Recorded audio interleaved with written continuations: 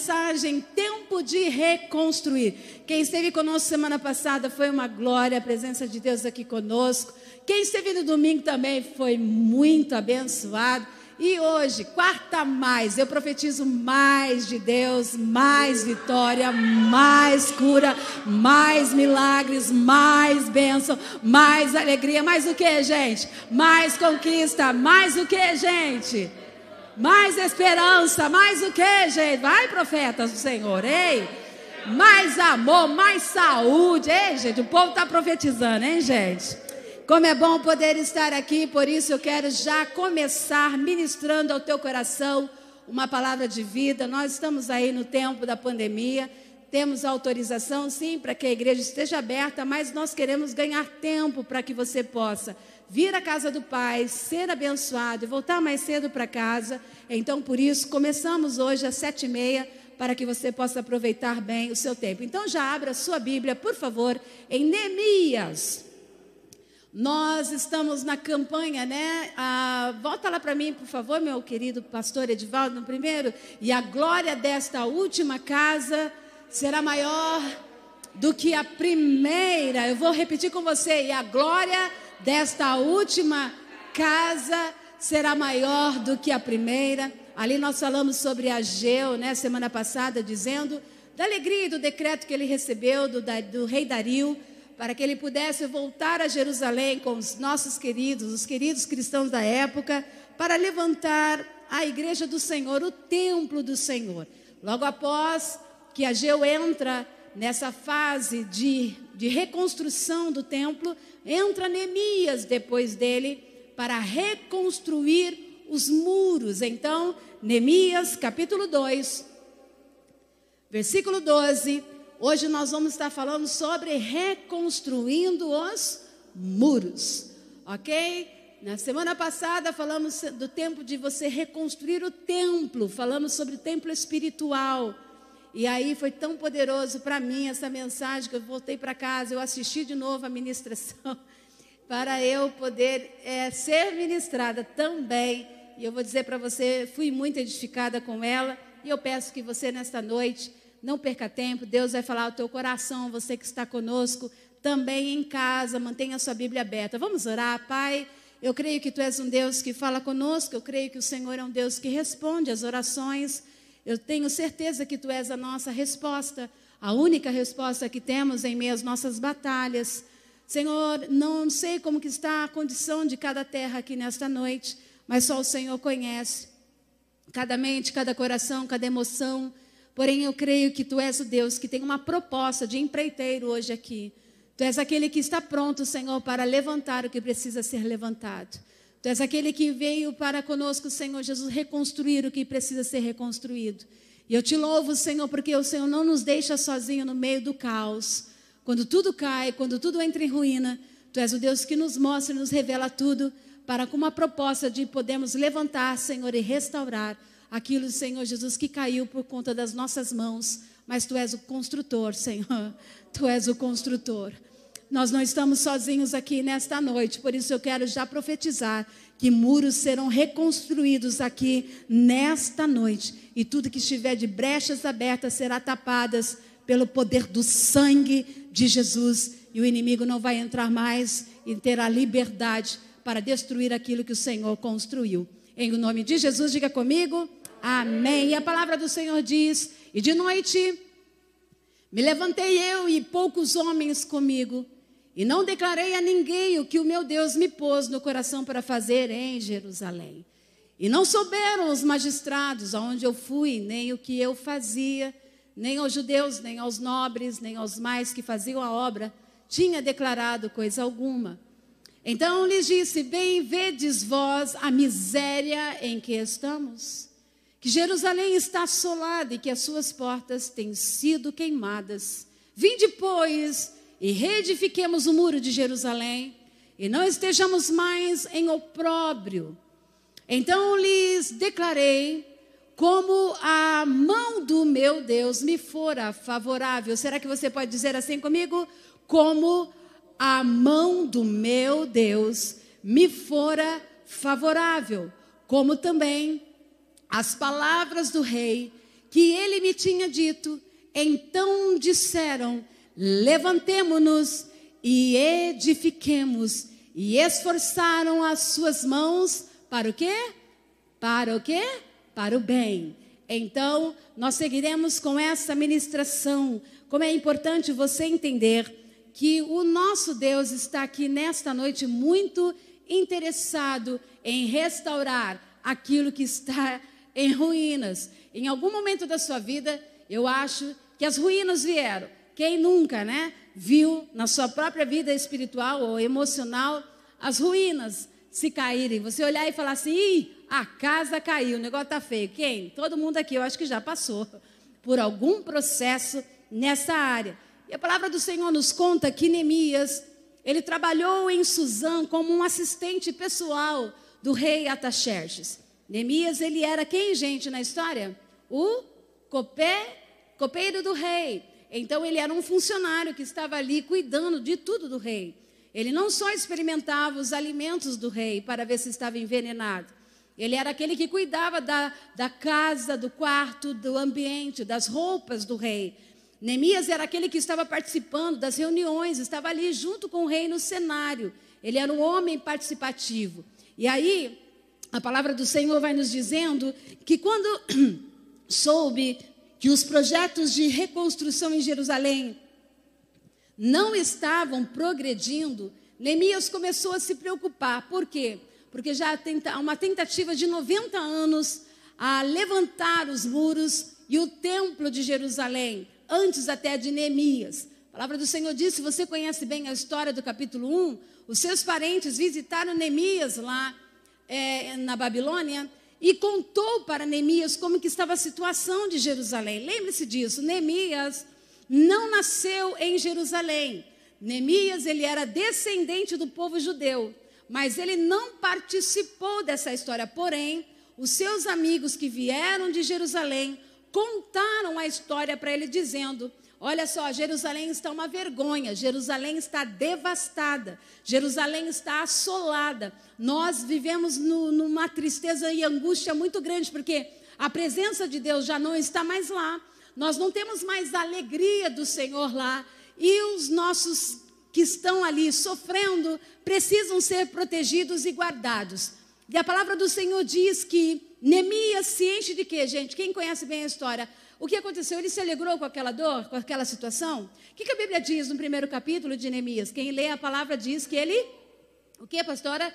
Ele teve compaixão. A Bíblia fala que uma compaixão foi derramada sobre ele e ele começou a chorar. É tão interessante você entender que mesmo ele não sendo participativo daquele momento, daquela história, ele não participou disso, ele não nasceu naquele tempo, porém ele se condoeu com a dor do próximo. Compaixão é isso, é você sentir a dor do outro e também se colocar no lugar do outro. E Neemias, ele entra num papel de uma posição dizendo o seguinte: eu preciso fazer algo pela minha cidade. O que eu poderia fazer? E a proposta de Neemias foi: eu vou jejuar. Quanto tempo ele jejuou, gente? A Bíblia fala?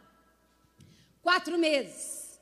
4 meses de jejum e oração em prol de que Deus o ajudasse a entender o processo. E após essa oração de jejum e oração em prol da sua cidade, da sua história, Neemias disse assim: eu vou fazer alguma coisa. É tão interessante que no momento em que Neemias começa a orar pela dor, pela situação, ele se coloca na posição de pecador. Olha só, ele não fez parte da história, ele não estava ali, mas ele começa uma oração de confissão. Ele começa a dizer assim: Deus, eu peço perdão pelos meus pais e também pelos meus pecados. Veja bem, eu quero orar pelo pecado geracional da minha descendência, do meu bisavô, do meu tataravô. Olha só, ele começa a pensar lá atrás numa história que ele não conheceu e ele começa a colocar a sua própria história na posição. Então eu peço perdão por eles e também peço perdão pelos meus pecados, se de alguma forma eu cometi algo. Então eu quero dizer para você, nesse contexto, tá, gente, da história, você precisa entender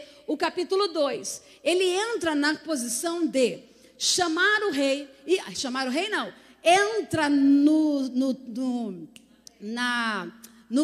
local onde o rei estava, no trono, e ali ele estava diante do rei de rosto triste. A palavra do Senhor diz que ele estava tão aflito, tão angustiado, que o rosto dele começou a transparecer uma tristeza profunda, de angústia. Porém, o copeiro, ele não poderia entrar diante do rei, nenhum servo com um semblante triste. Na hora que o rei identifica essa dor, esse sofrimento, faz uma pergunta para ele. E é tão interessante que quando o rei pergunta para ele assim: por que você está triste? Vejo que a sua alma está triste. A Bíblia fala que um coração alegre, o quê? Ele formoseia o quê? O rosto. Quando eu estou alegre, meu coração está alegre, é nítido, o rosto começa também a identificação. Por isso eu digo a você, quando alguém falar para você assim, ó, se você está feliz, você fala assim: eu estou. Você está feliz, meu irmão? Eu estou. Eu acho tão engraçado uma historinha de uma criança que estava sentada perto de uma irmã, e o pastor falou assim: quem está feliz, diga amém. O povo, amém. Uma senhora que está ali no caso, amém. Quem está alegre, com o coração alegre, a igreja alegre, feliz da vida, e ela ali, glória a Deus. Aí a criança que estava do ladinho dela, assim, se incomodou com aquilo, né? Falou assim: puxa vida, o pastor está perguntando quem está alegre, ela está dizendo que está, mas o rosto dela não está respondendo, tá? Bateu nela e falou assim: senhora, com licença, eu estou percebendo que a senhora está bem. A criança dizendo para ela, de uns 12, 13 anos: a senhora está feliz mesmo? Ela falou assim: estou sim, qual é o problema? Aí ela falou assim: eu estou sim, estou sim. Imagina a pastora Lislane, que sempre está sorrindo aqui, ó. Você vê a pastora dando gargalhadas até, e ela fala assim, no dia que ela fala que está bem e não está, né? A gente consegue perceber no rosto. E aí, a criança falou assim: então avisa seu rosto, porque não está combinando essa tua alegria com aquilo que você está dizendo. Então, geralmente, é exatamente esse posicionamento de Neemias naquele momento. E ele vem, e a Bíblia diz que, olha só, gente, na hora que o rei pergunta para ele, ele para e ora. Na hora que ele ora, em pensamento, ele fala assim, naquele momento, Deus me dá o momento certo agora de falar com o rei. E é onde ele começa a dizer ao rei a sua história de reconstruir. Eu quero dizer para você que você precisa entender o contexto para que você possa compreender tudo aquilo que Deus tem. Reconstruir. Já que nós estamos falando em tempo de reconstruir ou reconstruir os muros. O que é reconstruir? É reformar, é refazer. E digo para você, reconstruir, reformar, refazer, é bom, gente? Não é fácil. Reconstruir, reformar ou refazer dá muito trabalho. Alguém ouviu a ministração e eu acredito que nessa semana você também, eu não vou te dizer seu nome, mas eu acredito que você vai seguir, porque eu tenho pedido para você seguir essa série. E é tão importante essa ferramenta que nós estamos tendo online. A pessoa viu a mensagem e disse para mim, mandou imediatamente uma resposta. Que palavra veio ao meu coração semana passada, pastora? Mas eu digo para você, não está fácil para levantar. Não está fácil para reconstruir. E eu disse para ela, refazer, reformar ou reconstruir não é uma tarefa fácil. Porque você vai trabalhar dobrado. Você já construiu e caiu. Vai ter que levantar de novo. Então você vai ter que ter um trabalho duplo. E ninguém quer ter trabalho. Quem gosta de muito trabalho aqui, gente? Eu queria ter uma rede preguiçosa para deitar. Daqui a pouco eu vou cantar aquela música. Quero uma rede preguiçosa para deitar, né? Uma aguinha de coco, uma coisa boa. Porém, a vida da gente é de trabalho duro. Então, reformar é dar uma forma ao que já existe. É um ato de provocar mudanças. E ninguém quer mudar. Mudança não é fácil. Vamos viver essa mudança agora, nesse período transitório. Não vai ser fácil. Eu já estava comentando com a equipe aqui o que vai dar de trabalho para nós, de levar todos os nossos móveis, levar tudo de novo, né, Chicão? Começar a pintura de novo, começar todo o trabalho de novo. É gostoso ver, mas o processo da mudança dá muito, o quê? Trabalho. Você não vai encontrar um avivamento antes de uma reforma. Então, uma coisa que é muito interessante você entender é que avivamento, quando você busca, você entra na casa do Pai e fala assim: Senhor, aviva o meu coração. Senhor, eu preciso ser avivado pela sua presença. Muitos entram dentro da igreja e estão dizendo assim: eu preciso de um avivamento. Quero dizer a você que está orando por avivamento, entenda que avivamento, você precisa compreender que você vai ter que passar por um processo de reforma. Há uma frase que diz assim, ó, não chame por avivamento se não está vendo reformadores trabalhando. O que eu quero dizer para você, Martinho Lutero, no século XV e XVI, ele foi o reformador da igreja. Quando ele veio pela proposta do reformador, ele veio para uma mudança de paradigma. Ele veio para mudar a mente humana. Ele veio para mudar a mentalidade do povo que estava completamente aprisionado nas suas ideias humanas. Então ele foi o reformador, onde veio o protestantismo, né? Veio o protestante, e aí nós vamos vendo a ação da reforma deste homem. Porém, quando ele reforma a igreja, ele reforma a ação do cristianismo na terra, ele vem, não só ele, mas no século XIX, 17 ao 19, começa-se um reavivamento. Um reavivamento pela vida de quem? De John Wesley, de Charles Finney. Você conhece as histórias dos grandes avivalistas daquele tempo. Então você conhece a história de Spurgeon, você conhece a história dos heróis da fé.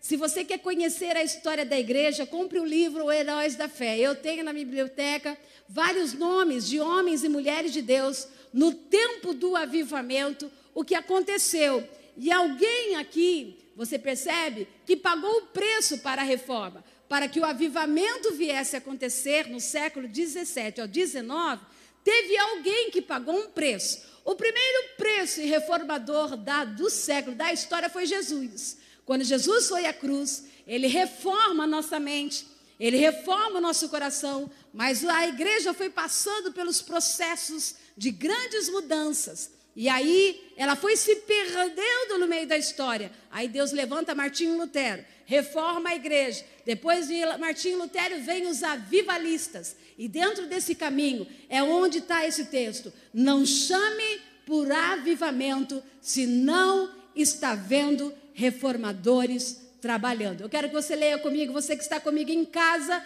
e você que está comigo aqui no 1, 2, 3. Não chame por avivamento, se não está vendo reformadores trabalhando.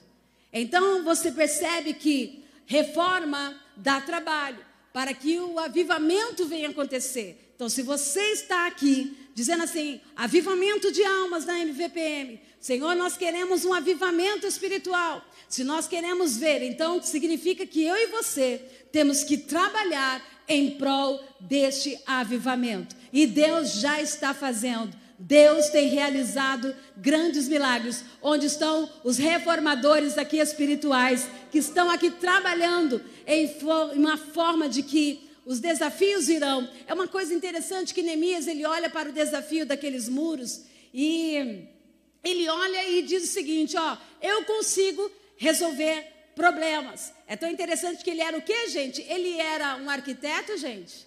Ele era construtor? Ele era engenheiro? O que ele era, gente?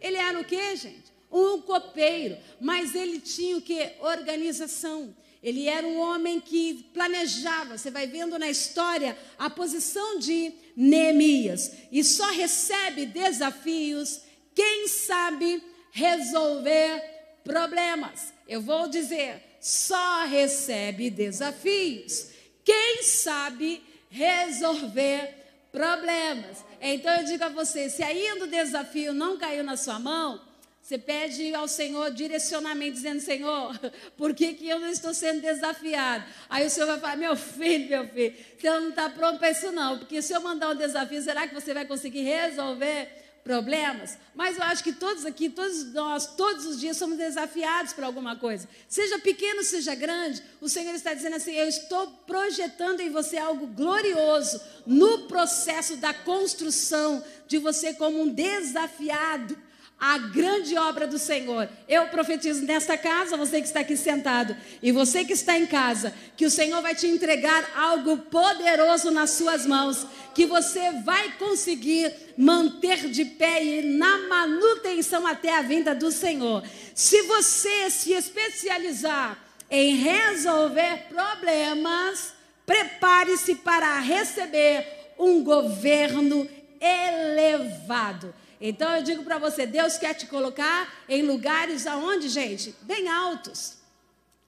A presença do Senhor é de nos colocar em governo elevado. Se você sabe resolver problemas dos seus grandes desafios, seja qual for ele, o Senhor vai te exaltar. E Neemias tinha muita habilidade na organização. Ele era um grande planejador, porém ele reconheceu, eu sou organizado e sei planejar, mas reconheço que foi a boa mão do Senhor que me favoreceu. Quero deixar bem claro, você pode ter habilidade, você pode ter inteligência, você pode ter capacidade na ação do teu desafio, mas lembre-se, a boa mão do Senhor é favorável a você, e a glória vai ser dele, tudo para ele. Então lhes declarei como a mão do meu Deus me fora o quê? Favorável. Favorável diante de quem, gente? Diante do rei. O rei não era cristão, gente. O rei não adorava a Deus, ele era pagão. Estava na Babilônia. Como é que um pagão autoriza o outro a levantar o muro de uma outra cidade, que poderia ser aquela que poderia destruí-lo um dia? Porém, você veja que a mão do Senhor é que nos guia. Então, diante do teu desafio de hoje, que é a construção dos seus muros caídos, eu quero declarar, comece buscando a presença de Deus, a orientação do alto. E aí você vai tendo discernimento, sabe? Você reconhece Deus como a fonte de sua capacidade, de seus dons. A minha pergunta é, você reconhece aqui nessa noite que quem te capacita é o Senhor? Que quem te dá o dom é o Senhor? Que quem te dá a estratégia é o Senhor? Ou você acha que vem da tua inteligência e da tua capacidade humana? Tem uma coisa que eu tenho procurado em Deus, é buscar toda uma resposta do alto. Eu não sei o que vai acontecer daqui 30 dias, mas eu estou sendo desafiada junto com a igreja para um novo propósito de Deus. E é grande, é uma responsabilidade maior. Lembra que nós falamos no domingo em reunião? Nós vamos sair do bom para o quê, gente? Para o melhor. E dentro desse melhor são desafios. Agora, diante dessa responsabilidade, uma coisa que eu aprendo aqui, Deus, ele te dá o processo para que você viva. E não se esqueça disso, no meio do processo, ele vai fornecer tudo aquilo que você precisa para que você chegue ao objetivo do coração dele. Ei, você não está sozinho diante dos muros que o Senhor está encorajando você a levantar nesta noite. Eu quero declarar em nome de Jesus, você que chegou aqui desanimado, talvez dizendo assim, eu não vou conseguir sozinho. Não vai mesmo, porque a boa mão do Senhor está sobre mim e sobre você. Você não está sozinho. Você pode até no mundo natural se sentir só, mas se você confiar no Senhor, eu sinto a presença dele aqui dizendo, os que confiam no Senhor são como os montes de Sião, que não se abalam mais, o que? Permanecem para sempre. E só vai permanecer para sempre aquele que confia. Primeiro ponto, Neemias chegou a Judá e foi recebido com oposição. Diga para mim, oposição. E oposição é resistência, é aquele que se opõe a uma ação, ele vem com hostilidade, vem com empecilho, obstáculo, dificuldade. A oposição da reconstrução levou-se 90 anos de guerra. Ninguém vai levantar o templo, ninguém vai levantar os muros. Sanbalat e Tobias, aqueles que governavam a Transjordânia e também a Samaria, eram governos que não tinham interesse em ver a Jerusalém restaurada novamente. São samaritanos que estavam ali lutando contra Jerusalém, contra o povo judeu. A ideia é deixá-los no opróbrio, deixá-los na vergonha, deixá-los destruídos. Por isso eu digo a você, quando você tiver um desafio, sempre haverá aqueles que tentarão impedi-lo, que você seja bem sucedido. Então eu digo para você, oposição nós sempre teremos no meio do desafio, porém a boa mão do Senhor está à nossa frente. Talvez você esteja vivendo tantos problemas de oposição dentro do teu ser. A renovação espiritual frequentemente começa com uma visão aberta. Uma coisa que eu gosto muito de dizer é que a vista, ela o quê? Paralisa, mas a visão, ela nos mobiliza. Escrevi uma canção a respeito disso. Minha vista paralisa, a visão me mobiliza a viver o irrestrito, o mover do Santo Espírito. Eu quero dizer para você que Deus vai abrir a tua visão. E Neemias, ele teve visão e discretamente ele avaliou a situação do muro. Por isso eu digo para você, antes de você começar qualquer projeto, avalie o muro, avalie a situação, avalie como você está, avalie como está a sua história. Nunca comece a levantar nada sem antes primeiro você perceber a situação que está à sua frente. É por isso que muitos se precipitam na ação espiritual, até mesmo nos seus sonhos. Contam sonhos antes de acontecer, contam os seus projetos antes de começar uma ação. Eu aprendi a me calar, eu aprendi a ficar quieta, eu aprendi na ação. Eu vejo nessa nossa mudança de local, já estamos trabalhando há 4 meses em oração, indo visitar, indo procurar, e o pessoal me pergunta, onde é? Você vai saber. Como que está, pastora? Você vai saber. Fique tranquilo, você vai saber. Na hora certa, nós vamos contar para você tudo, porque no processo existem muitas coisas que podem ser mudadas e podem ser gerado ansiedade. Um segredo: antes de apresentar um projeto, primeiro planeje. Diga comigo, primeiro planeje. Antes de você começar qualquer coisa, senta, avalia, estude, procure, porque onde não há planos, não há respostas. Eu vou repetir, diga comigo, onde não há planos, não há resposta. Então você precisa, eu e você, tentarmos entender que precisamos, primeiro, antes da resposta, precisamos ter planos. A Bíblia diz, eis que meus planos foram feitos para você, o quê? Prosperar. E não de te causar o quê? Dano. Então você virá a mim, né? A Bíblia fala assim, então o Senhor tem reservado para mim e para você um futuro. E esse futuro está guardado no Senhor. São os planos que você tem no teu coração. Agora, para que você conquiste isso, você precisa primeiro entender o processo que Deus tem. E Sanbalat e Tobias começam a rotular Neemias como aquele que estava traindo o rei.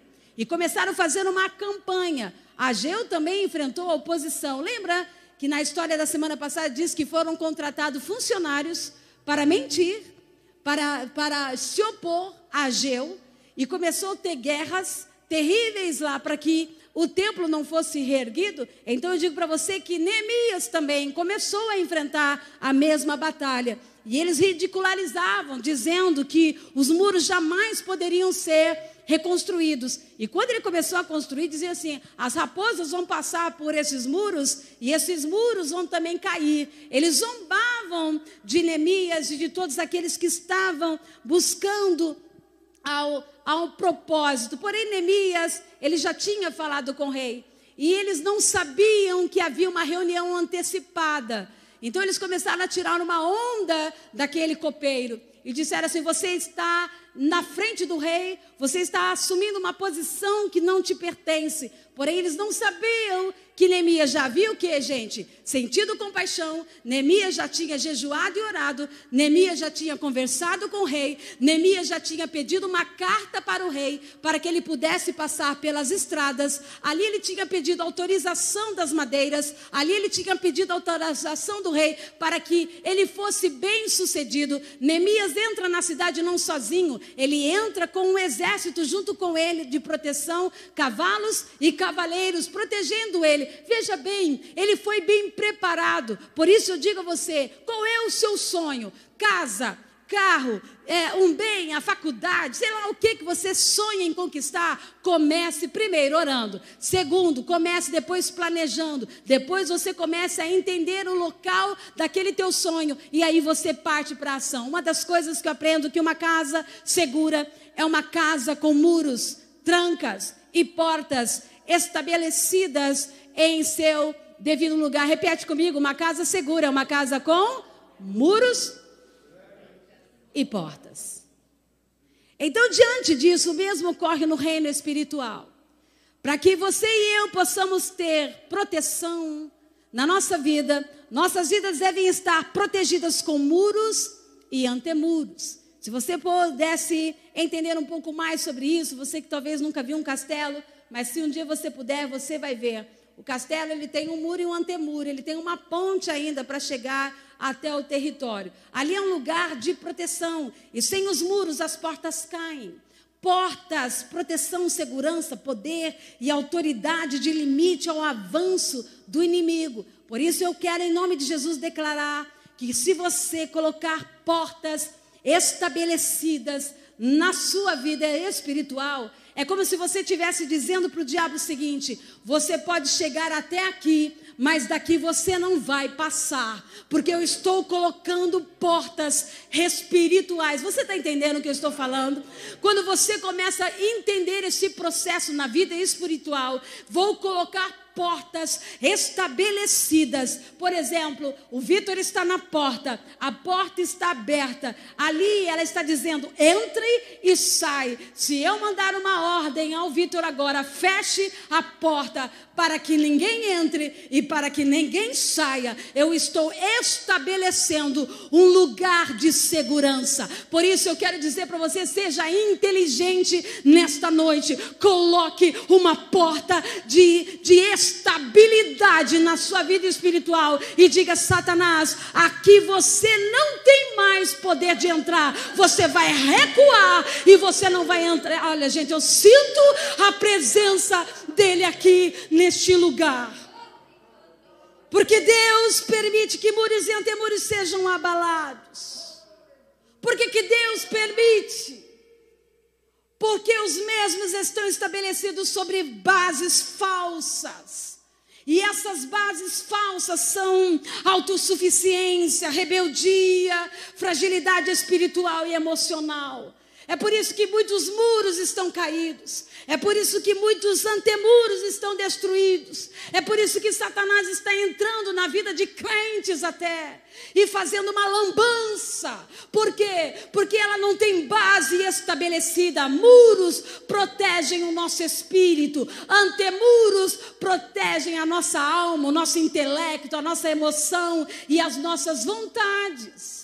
Então, diante disso, eu quero dizer para você: se você está aqui, em nome de Jesus, veio a esta casa, o Senhor te encoraja neste lugar a proteger esses muros, a estabelecer portas, a colocar trancas nesta casa, porque o inimigo não vai entrar. Não, eu estou profetizando: Satanás, você não vai entrar na mente, você não vai entrar no coração, você não vai entrar na minha vida, nem na minha família e nem naqueles que estão aqui nesta casa. Nós proibimos toda ação maligna em nome do Senhor Jesus. Caia por terra toda a sua ação demoníaca. Entre o muro e os antemuros havia um fosso de água, cuja função era justamente proteger os muros anteriores. Veja o versículo de Eclesiastes 10:8: quem cava um poço cairá nele, quem derruba um muro será picado por cobras. Então, quem derruba um muro somos nós mesmos.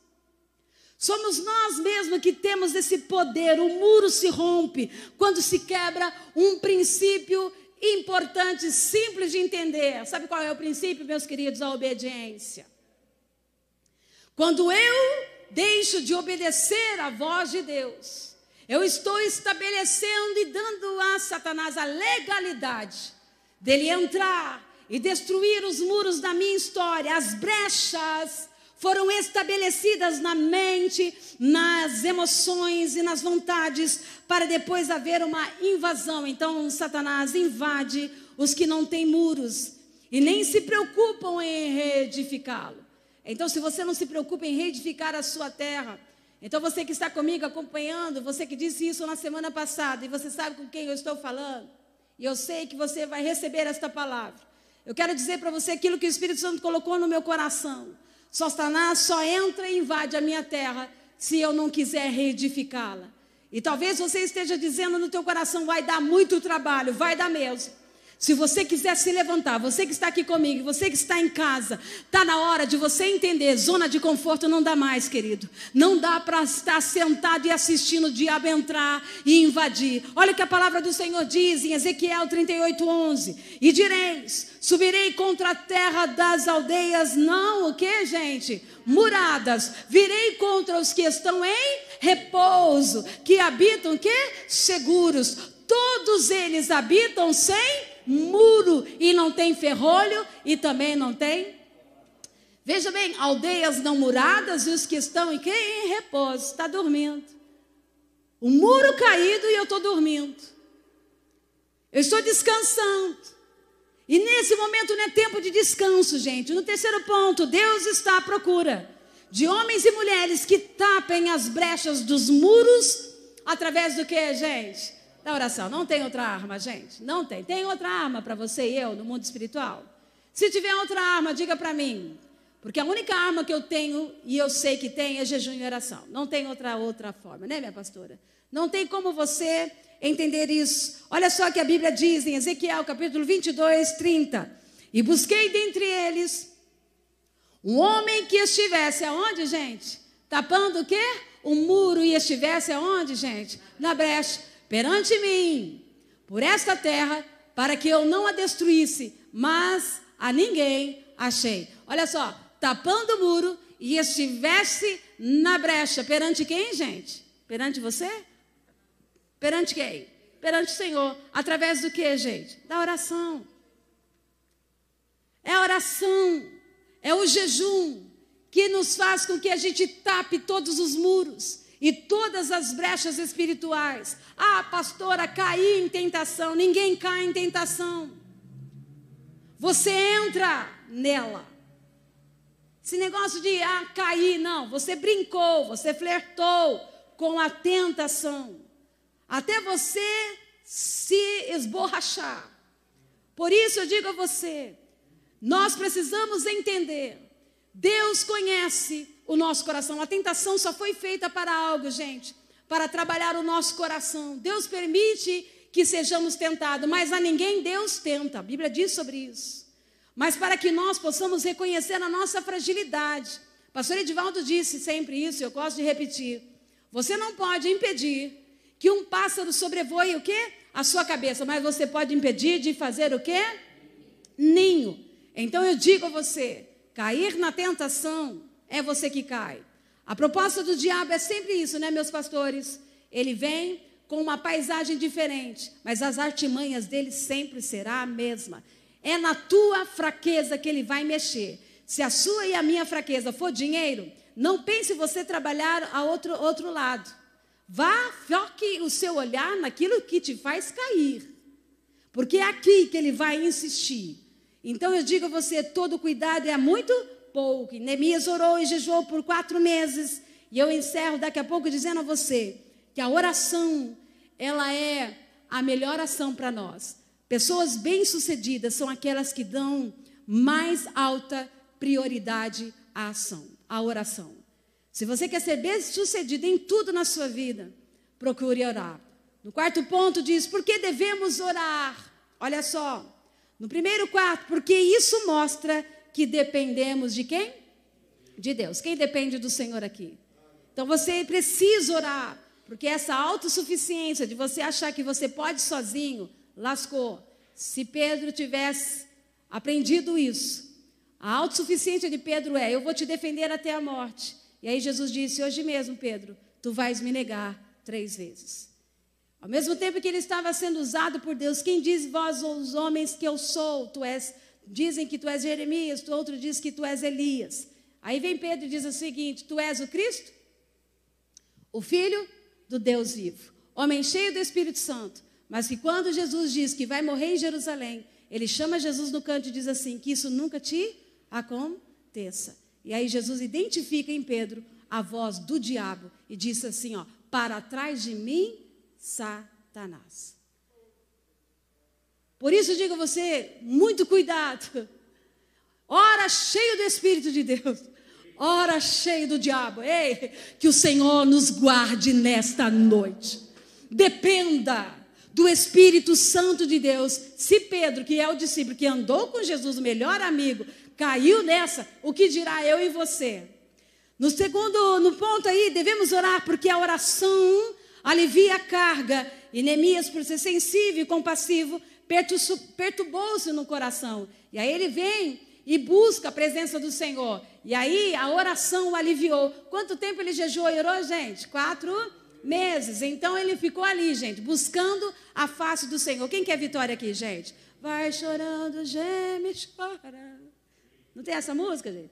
Quer vitória? Vai chorando. Quem canta essa música? Geme, chora, Márcio Nascimento. Levanta a mão, recebe a bênção nessa hora. Todo mundo quer bênção, né, gente? Mas ninguém quer orar, né, gente? Todo mundo quer receber coisa boa, mas ninguém quer pagar o preço do jejum e a oração. A oração e o jejum alivia a carga. No terceiro ponto, devemos orar, porque a oração libera o poder de Deus. Quem quer poder de Deus aqui, gente? Você quer alívio da carga e agora você precisa do poder de Deus. Clama a mim e responder-te-ei e anunciar-te-ei coisas grandes e firmes que não sabes. Ei, sabe o que é coisas grandes? O que são coisas grandes, gente? Poder de Deus. Tem um Deus interessado em nos contar segredos. Quem gosta de segredo aqui? Eu gosto de segredo, gente. Pastor Renato tem um segredo para eu te contar. Conta agora. Não é assim, gente? Não, pastor, é para depois. Não, minha filha, conta agora, porque senão eu não vou dormir. Deus, eu estou falando para você, se tem um Deus que não dorme, é o nosso Deus, gente. Ele não tosqueleja. E vou dizer para você, a fila da madrugada... gente, eu vou falar rapidinho, gente. Você vai ter... Eu estou fazendo um projeto, eu e Deus, Deus e eu, às 6 horas da manhã. Eu tenho por hábito natural orar, mas eu vou dizer para você, não está fácil a minha oração da meia-noite às 3. A pastora Lislane já entra às 3 horas da manhã. Todas as 3 horas da manhã ela está lá. E me comprometi com Deus todos os dias, às 6 horas da manhã, entrar na presença dele. E eu fico com Deus até às 9 horas da manhã. São 3 horas na presença dele ali. Eu vou dizer para o quê? Estou dizendo o seguinte, ó, é porque eu sou mais espiritual que você? Não. Sabe por quê? Porque eu estou de pé? Sabe por que nós estamos aqui na frente dessa igreja? Porque eu sou boa? Não. Porque eu sei que na hora que eu parar de orar, cai a casa. Tanto a minha vida espiritual, quanto a igreja do Senhor. Por isso eu digo para você, eu dependo do Senhor. Você depende do Senhor aqui? Por isso uma das coisas que eu digo, quem quer poder de Deus vai ver o inacreditável. As maravilhas do Senhor, né, pastora? O Senhor contando para nós. Então a oração que se assemelha a uma gravação gasta, indica um espírito que secou. O que é uma oração gasta, gente? Aquela oração, a mesma frequência, a mesma ação. E aí você começa, só pede a mesma coisa. E não tem um bate-papo, uma conversa. Senta aqui, Espírito Santo, vamos tomar um café comigo. Eu sei que ele não pode. Ele pode até tomar, né? Mas só se ele aparecer fisicamente. Mas o mundo espiritual, quando eu estou ali com ele na cozinha, principalmente na cozinha, eu digo, Senhor, senta aqui comigo, vamos bater um papo aqui, eu preciso de uma conversa com o Senhor. E aí ele fala, abre a Bíblia que eu vou falar com você. E aí ele começa a me contar os segredos na própria palavra. Então eu digo para você, Deus quer te contar segredos, Deus quer te contar maravilhas, Deus quer revelar o teu espírito, Deus quer... gente, eu sinto a presença dele aqui. Eu quero terminar essa palavra dizendo para o teu coração, há um Deus interessado em te contar segredos, em te contar e te encher de todo o poder. Deus é grande, Deus é temível, Deus é poderoso, Deus está aqui neste lugar. E Neemias reconheceu o poder de Deus e confessou os seus pecados, não somente dele, mas da família e da nação. Deus revela o coração dele. Pecar, gente, é errar o quê? O alvo. Mais uma vez, pecar é o quê, gente? É errar o alvo. E aí a palavra do Senhor diz, Tiago 5,16, confessai os vossos pecados uns aos outros e oreis uns pelos outros, para que sejam o quê, gente? Curados. Não é para todo mundo que você confessa os seus delitos. Não é para qualquer um que você deve abrir teu coração. Mas você precisa entender que para ser liberto das suas feridas, das minhas feridas, eu preciso abrir o coração. Satanás, ele usa legalidade. Ele quer segurar os teus segredos. Ele quer que você fique bem calado, para que ele possa aproveitar na sua mente, trazer culpa, trazer acusação. A palavra do Senhor diz que aquele que esconde os seus pecados não prospera, mas aquele que confessa e depois ele deixa, ele alcança o quê? A misericórdia. E o sangue de Jesus Cristo, Filho de Deus, ele nos purifica de todo. Não é de alguns não, é de todo o pecado. Mas primeiro você precisa confessar. Confessa para Deus. Chame seus pastores. Confessa, abre o coração. Pastora, vacilei. E qual é o problema, meu filho ou minha filha? Vamos te ajudar. Vamos trabalhar, vamos te fortalecer, vamos te ajudar, porque eu e você estamos neste mundo, frágeis somos, hoje estamos aqui de pé, mas se nós aqui pastores também não vigiarmos, podemos cair. Quantos vocês estão vendo caindo por aí, gente? Por quê? Porque não vigiaram, e a Bíblia fala, vigiai e orai, para que você não caia em tentação. Encerra aqui dizendo, devemos orar por quê? Ao orar, lembramos o que, gente? Das promessas de Deus. Quem tem promessa de Deus aqui? E a Bíblia diz, olha só, lembra-te, pois, da palavra que ordenaste a Moisés, teu servo, e vós convertereis a mim, olha lá, de lá. Isso? Peraí, vamos lá. Lembra-te, pois, da palavra que ordenaste a Moisés, teu servo. E vós vos convertereis a mim. Foi uma promessa de Deus. De lá os ajuntarei e os trarei ao lugar que tenho escolhido para ali fazer habitar o meu nome. Há uma promessa. Vocês vão ficar cativos, mas eu vou trazê-los de volta. E vocês vão adorar-me novamente após 70 anos de cativeiro. E eu digo a você, Deus cumpre ainda promessas. Ei, Deus ainda cumpre promessas. Por que lembrar a Deus na oração, gente? Deus é surdo? Deus se esquece do que Ele prometeu? Não. Sabe quem se esquece? Então, quando você for orar, você vai dizer o seguinte, Pai, o Senhor fez uma promessa.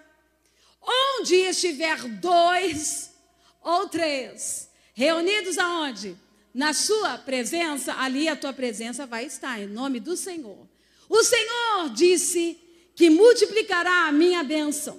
O Senhor disse que vai me guardar na frente, o Senhor falou que vai me guardar atrás, o Senhor vai me guardar na esquerda, o Senhor vai me guardar na direita. O Senhor prometeu que nenhum mal me sucederá, que praga alguma chegará à minha tenda. Abra a Bíblia e começa a ver as 7.000 promessas que Deus deixou na sua palavra para nos abençoar e comece a reivindicar. Por isso, fique sobre os seus pés. Você que está comigo aqui, você que está em casa, Deus tem princípios e intenções de cumprir a sua promessa. Ei, eu quero que você diga comigo, Deus tem princípios e intenções de cumprir a sua promessa em nossas vidas. Digo mais, a oração transforma as promessas de Deus em obras. Por isso eu digo a você, quem tem sonho aqui, quem veio aqui nessa casa hoje para a reconstrução dos muros? O Senhor falou que vai levantar, Ele vai levantar. Teve oposição? Teve. Teve problemas? Teve. Mas Neemias conseguiu levantar os muros em 52 dias. E eu quero declarar aqui. Eu estava aqui num culto para a gente poder encerrar essa ministração e você ir para casa. Aqui, bem aqui, ó, sentadinha aqui. Se você lembra, no começo do ano, estava aqui Marisa Costa e também estava a missionária Cida. Eu estava sentada aqui, Cida estava aqui e Marisa pregando. Nessa hora, ela me chamou, não sei se vocês perceberam, eu estava sentadinha aí, Cida começou a entregar algo da parte de Deus que só eu sabia. E ela disse assim, tu és Neemias. O Espírito de Deus está dizendo, pastora Renata, que sobre você está a unção de Neemias, da reconstrução dos muros. Prepare-se. Prepare-se para um jejum de 40 dias, porque Deus vai fazer o cumprimento das promessas. E aí começou a contar coisas pessoais, minha e de minha família, que só eu sei. E ela começou a dizer coisas que Deus iria fazer. Por isso eu digo a você, se você quer algo da parte de Deus e levantar os seus muros, entre numa campanha sua pessoal com Deus. Pastora, como que eu posso fazer? Isso para mim é muito comum, porque isso faz parte da minha vida e história. Mais uma vez eu digo, quando eu digo que oro e jejum não tem nada a ver comigo e nem mais para dizer que sou espiritual. Eu preciso estar em jejum e oração. Eu dependo do Espírito Santo.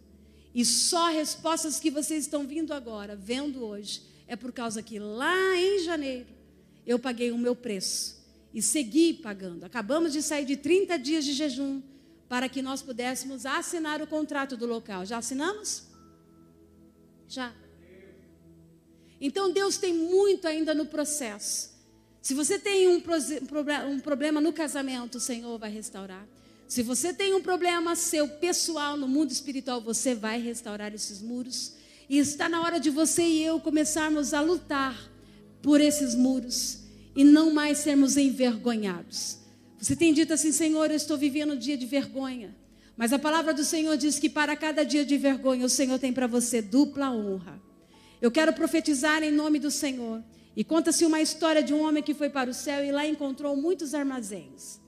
E essa história conta que ele fez uma pergunta: para quem são estes armazéns? Eram muitos. E a resposta lá no céu diz o seguinte: isso aí é uma fábula, né? Uma história, um conto. Aqui é onde armazenamos os dons e a bênção, e as bênçãos. E aí, de repente, quando o homem pediu para ver os armazéns, ele achou riquezas superiores a qualquer riqueza aqui da terra. Naquele monte de armazém, ele começou a ver as riquezas. E dentro disso, essas riquezas era para satisfazer as necessidades espirituais, materiais e dar às pessoas. E havia muitas etiquetas nesses materiais, nessas riquezas. E quando ele observa esse grande armazém com grandes presentes, chega perto das etiquetas. E quando ele olha, estava escrito assim: nunca reivindicadas. Não é determinar, é reivindicar. Eu vou falar para você, não é determinar. Eu não determino nada, não tenho esse poder. Mas eu posso reivindicar. O Senhor está dizendo ao teu coração: abra a tua boca e comece a pedir. Eu vou repetir. Abra a tua boca e comece a pedir. Porque é o seguinte, Deus nunca fecha seu armazém enquanto você não fecha a sua boca. Pedi e dar-se-vos-á. Buscai e encontrareis. Batei e abre-se-vos-á. Porque aquele que pede, recebe. O que busca, encontra. E ao que bate, se abre. Você está aqui neste lugar, quem quer agora receber algo da parte do Senhor. Eu vou te dar 1 minuto com Deus. Qual é o muro que precisa ser levantado? Qual é a história que você precisa viver? Você, pastora Sônia, você, Marlene, que está em casa, você, Adriana, você que está aí, irmã Leonildes, do nosso culto, você que está aqui presente conosco, você, tia Cleusa, você, pastor Ailton, Aureli, você que estão aí, Cláudia, o que precisa ser reivindicado hoje? Como é que está a sua terra espiritual? Como é que está a sua condição? Existem brechas espirituais que precisam ser tapadas. Eu quero orar. Pai de amor, neste momento eu quero clamar e declarar, Senhor, a bênção sobre cada um que está aqui neste lugar. Eu declaro, Senhor Jesus, que as portas do inferno não prevalecerão contra a igreja do Senhor. toda ação demoníaca, todo plano satânico, toda ação, todos os muros que estavam derribados, todas as brechas que eu causei, que eu deixei. Eu quero agora, em nome de Jesus, eu quero ouvir o som de você agora clamando. Nós estamos aqui no armazém, nós estamos no céu com os armazéns abertos, e bênçãos espirituais e materiais estão para serem entregues aqui neste lugar, e o Senhor está dizendo: reivindique, peça, mas neste momento você vai dizer: Senhor, eu estou aqui diante da tua presença, tapando as brechas, os muros, Senhor Jesus, tudo aquilo que eu deixei, tudo aquilo que Satanás teve, Senhor Jesus, por legalidade na minha mente e no meu coração, toda mentira que eu decretei, que eu declarei e permiti que ele viesse atingir meu coração, eu quero declarar agora qualquer vício que me aprisiona, eu quero declarar agora caindo por terra toda ação espiritual. Em nome de Jesus, intercessores, em nome do Senhor Jesus, a glória do Senhor está na casa. O Espírito Santo invade a tua mente e o teu coração. Em nome do Senhor Jesus, toda ação maligna, eu quero declarar agora toda mentira, toda ação contrária sobre a vida de cada um que está aqui na casa. E você que está em casa, eu quero declarar a glória do Senhor vindo, o Espírito descendo, a manifestação do Senhor. Eu quero declarar que toda vergonha, que todo opróbrio, em nome de Jesus, todo aquele que saqueou a tua terra espiritual, em nome de Jesus, está caindo por terra. Satanás, devolva agora, em nome de Jesus, aquilo que nos pertence. Você não tem poder sobre a nossa mente, você não tem poder sobre a nossa família, você não tem poder sobre os nossos filhos, você não tem poder sobre os nossos sonhos. Eu quero declarar a glória do Senhor invadindo esta casa, a glória do Senhor invadindo os muros espirituais, e a glória desta última casa será maior do que a primeira. Eu declaro isso, receba isso da parte de Deus. Reconstrua os muros pelo poder da fé, pelo poder da oração. O teu ministério não será mais o mesmo, a glória do Senhor vai te invadir, o Senhor te cura, o Senhor visita o teu corpo, o Senhor visita a tua mente, o Senhor visita o teu coração. Eu sinto a liberação do alto neste lugar, o armazém do Senhor. Reivindique, peça, porque o Senhor vai te entregar. A porta será aberta pelo poder do sangue, do sangue, do sangue, do sangue, do sangue de Jesus. E se você está comigo aqui, dá o melhor glória a Deus, dá o melhor aplauso que você pode. A glória do Senhor, Jesus, a glória do Senhor está aqui neste lugar. Se acende rapidinho, você já